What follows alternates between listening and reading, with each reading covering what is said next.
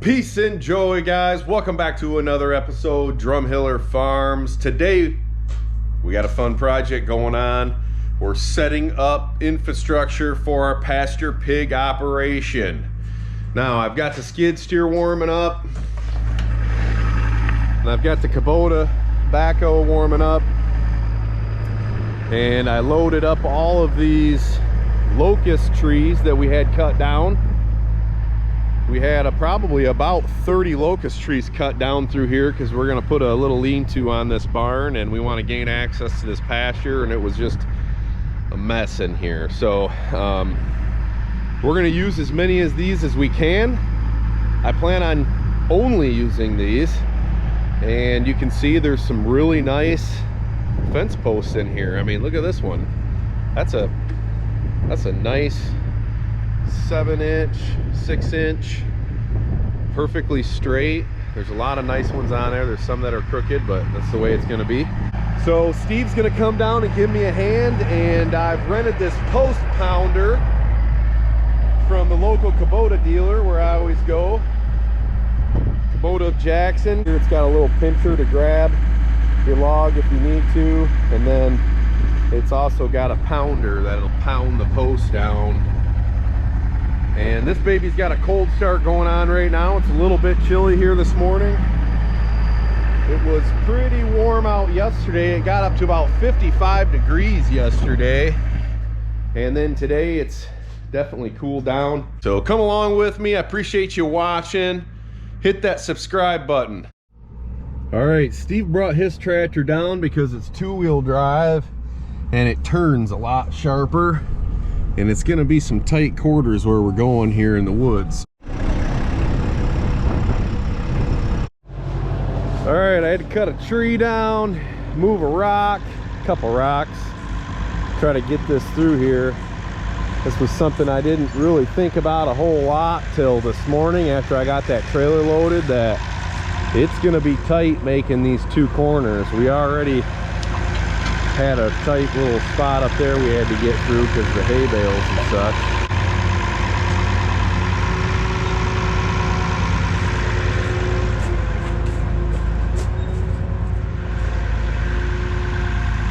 You're good. You're good. You're good. Nice.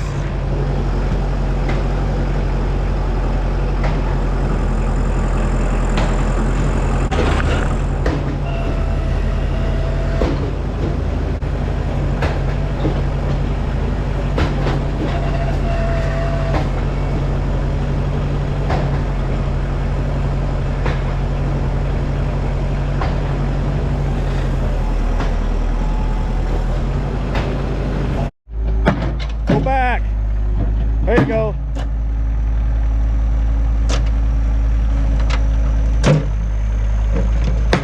Look at that. Driving that locust pole like it's nothing.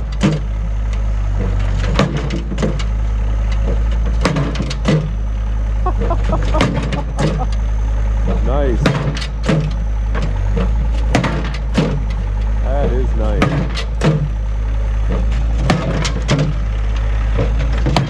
That's probably close, don't you think?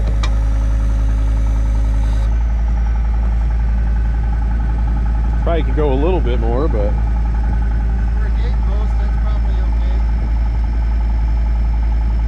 man, that's pretty sweet.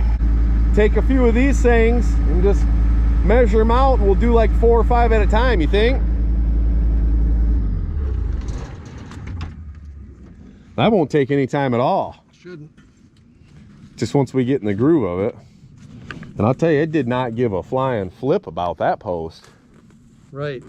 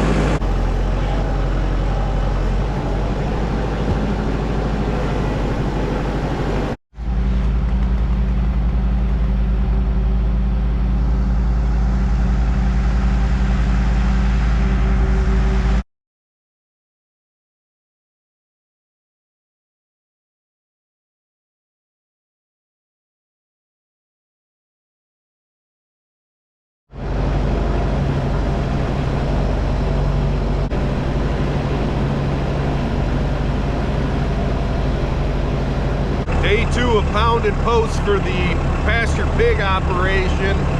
Just got another load of wood, locust logs. That's what we're using for fence post. It's not going to be extremely pretty, but it's going to look natural, and that's always a benefit, being out here in the woods. And you know, we don't have any money into the logs, so it's a pretty good deal. I wanted to get rid of those trees anyways there next to the garage or the barn, and what a great way to put them to use, right? All right, I'm gonna get a cold start going on this skid steer, because I'm sure that's gonna be quite the cold start here.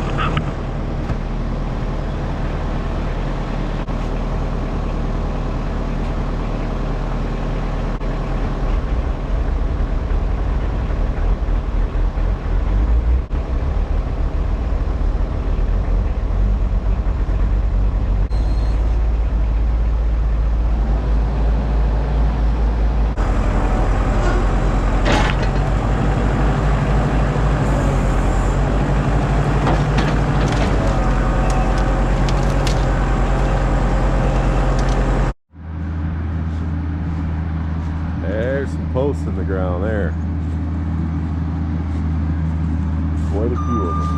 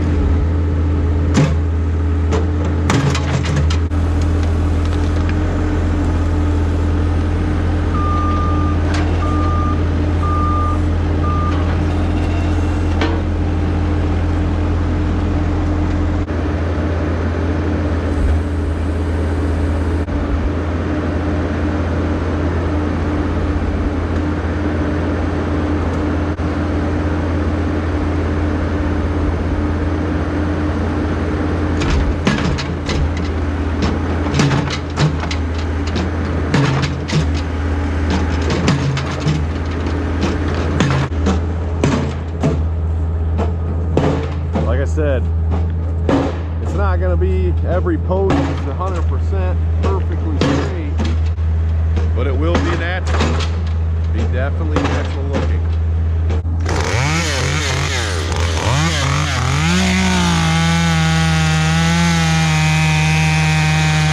If I have to cut them, I'll go ahead and cut them on an angle.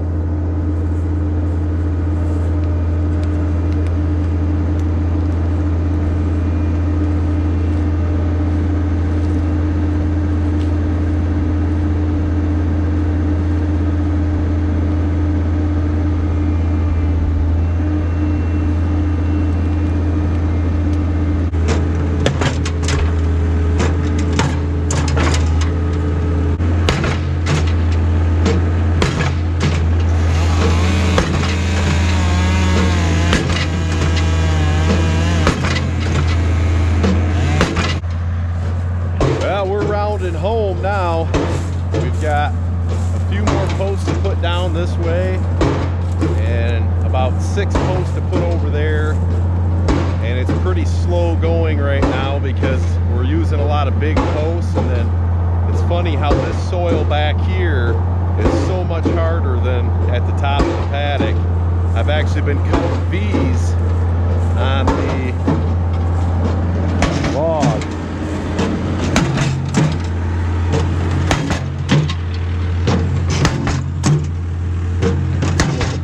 Size one that we got going on there, but it's still hammering it. And I've been cutting everything into a V or a point just to help drive it a little better. That way if we hit a root you can see how we cut that into a V, because there's lots of roots back here and this ground is a lot harder, so it just makes it a lot easier to drive it in case we hit a root or something. We got a corner up there that we're gonna have to deal with an H brace, so we are putting H brace supports in all the end pieces to the fencing, so I'd say he's got that guy lit.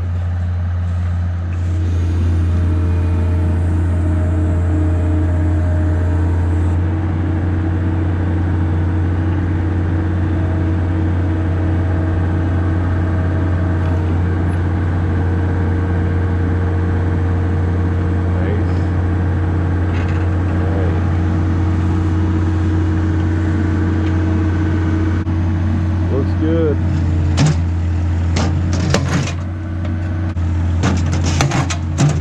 can see it drops some smaller posts pretty easy.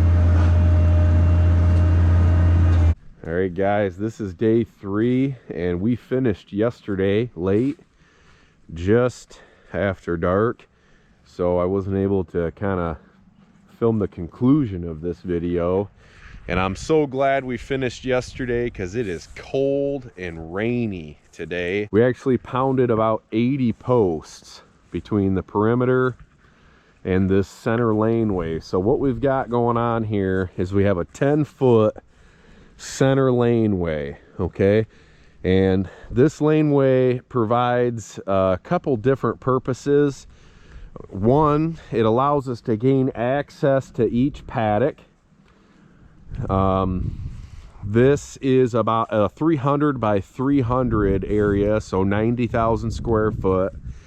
It's just over 2 acres, even taking into consideration this 10 by 300 laneway. And each paddock is roughly 25 foot wide, okay? So there is 14 paddocks per every acre. It's really supposed to go down to 12 paddocks per acre using the kind of Joe Salatin style.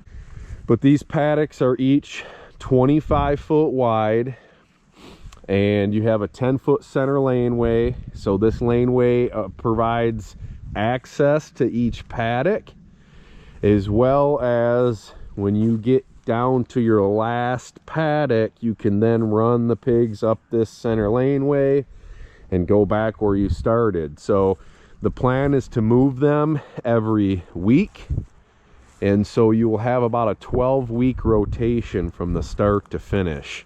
You've got a center laneway that runs along here like this. So you can see we got posts along here at every 25 foot, and the same on this side. And then what you can also see is 6 foot off that center laneway, there's another group of posts on both sides. Each one of these is a paddock. They're roughly 25 foot wide. This will allow us to put a gate here and a gate here, and the pigs will run inside this paddock. And we want to move them. We'll take the third gate, put it over here, take this gate from here and put it over here, and then they'll run over into this paddock. Now this center laneway is going to actually serve two purposes. One, to allow equipment to come in here. Let's say you have a fallen tree or whatever. It's going to allow you to go in there and clean it up, feed pigs, move water, all those things. Also, when we get down here to the last paddock, it's going to allow us to run the pigs inside this laneway and start back over here where we started at. Both sides are going to have these paddocks. And what's going to be able to happen is we're going to have a group of at least 10 pigs over here and another group of 10 pigs over here. And I did do quite a bit of clearing out, mainly in this area. There was just a really thick grove of sassafras trees, which, I don't know, I might have took out a little more than what I needed to there, but they're still going to have plenty of shade. It's really going to open up the canopy to grow tons of forage. And you can see in this area there's just tons of grass. There's probably a dozen apple trees that are out in the middle of all this. Right there's one of them. There's a couple more on that side. There's another apple tree right there, and there's a few over that way. So the pigs will be able to even have some apples in different paddocks. This is going to be high tensile electric wire for the divisions of each paddock. I'm going to run high tensile wire as well as high tensile wire down the laneway, and that will only need to be about 14 inches tall off the ground, because a pig will normally not try to jump over a wire. They'll normally try to go under. So I actually think I'm going to run a 2 wire on everything. 2 wires down the laneway, 2 wires on each side of the paddock. There's already a woven wire fence that goes along that way. And then I am going to use a woven wire perimeter fencing with a standoff hot wire as well. I really don't want these pigs to go out. Being back here in the woods where, you know, it'd be easy for one of them to kind of wander off and find its way somewhere and nobody'd ever really know about it. I mean, obviously we'll be out here checking on them daily, but we don't want that to happen. So I'll build 3 gates, wooden gates for these 6-foot openings, and we'll just take and move one over to the next paddock, move one here, and they will run through the gate and into their new paddock. Another thing that's really important to this operation that we set up is we set up an area to expand. So we actually cut a gate access in this woven wire that separated this farm from our first farm that we bought. And we sunk a couple posts right there so I could put a gate in. And if we want to, we could expand this operation another acre or even 2 acres on the other side of that fence. I'm really excited for the pastured pigs. You know, this center laneway was something I had an idea of doing to gain access to each paddock, to feed the animals, to move their water. If you got to get the buggy in there, you got to get a tractor in there, you get a tree that falls down in there, and you got to get some equipment or something in there.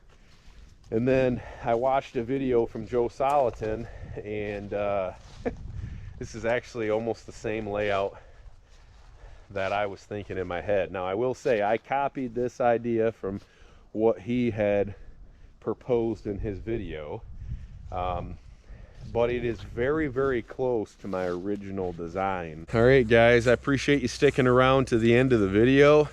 I hope you enjoy seeing progress on the farm and always getting into new things. We're diversifying is what we're doing. You know, we were going to lease another 140 acres this year for more grazing grounds, and really didn't have peace about it. Really heard the Lord saying, hey, you know, you're not even fully stewarding what I've given you.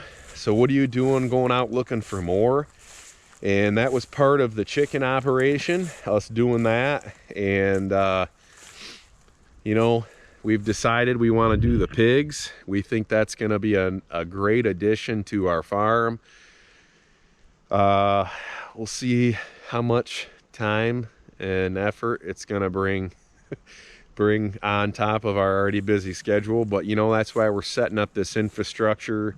We want it to be right. We want it to be easy, and or easy as possible.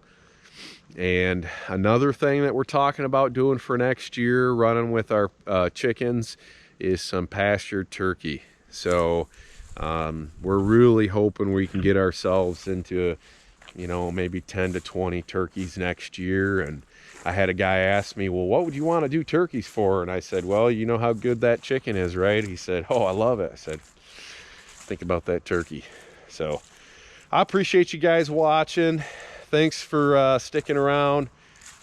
Go ahead and hit that subscribe button. Stick around for a little while longer, and God bless.